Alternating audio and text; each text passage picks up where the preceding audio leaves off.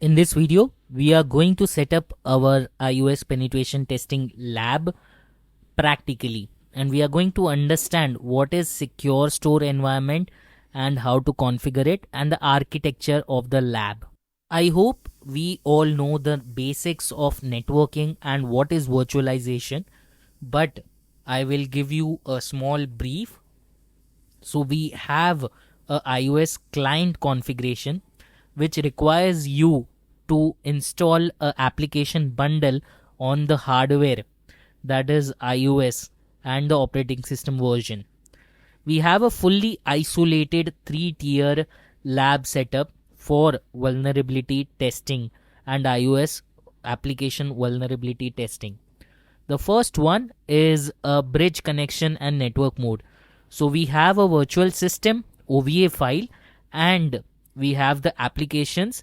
All these two, that is the server and the application or the iOS device, will be in a straight line and bridge mode in the network mode. And then we have a vulnerable backend, that is the OVA server, which can be hosted in the same network mode. And this basically allows you to get system access. So this is how we have a fully isolated test environment, and you can download everything provided with the course. Now there are 3 things that are provided with the course. The first one is a iOS 12 IPA version 1 and version 2 bundle identifier, and the second one is iOS 10 version 1.1 and version 2.1 frida library installed, and iPhone SE first generation IPA files, both version 1 and version 2.2. Now these bundle identifiers are for their specific iOS version. So minimum iOS 12, iOS 10 is required, and we have a OVA file which is a server side. You can download it, and in this video we are practically going to execute the OVA file. We already have VirtualBox installed on our system. These course material are already available with the certification and the course. You can check the details attached.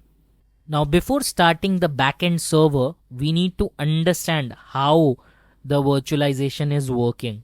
In virtualization, you can virtually set up a server and you can use the OVA file with the Google Drive link. You can use a hypervisor or the available hardware to run the OVA file and the system. And then we have a bridge gate, and the connection is a network connection and isolated system. You can set up VirtualBox network adapter, and we are going to do it practically so that iOS application can be tested and run, and they can run on the iOS device and connect to the server. This is a lab setup, that's why we are using virtual system, and it is best that you use the same. Now before starting with the practical lab setup, I would like to tell few things over here.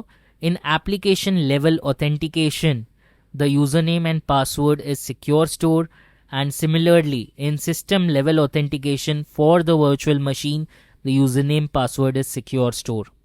Now these things are used, and in the app UI you can use the same username password to move further with the IPA file and the OVA file. So in case of dynamic iOS penetration testing, you need to open the app UI, and in case username and password is asked for both standard and attacker account, you need to use secure store and attacker respectively. So let's move further and let's do it practically.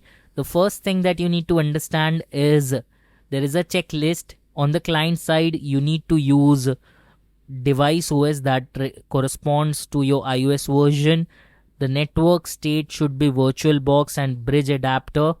The server is a OVA file that we have given for VirtualBox, and the system level or application level credentials will be verified and the credentials are provided.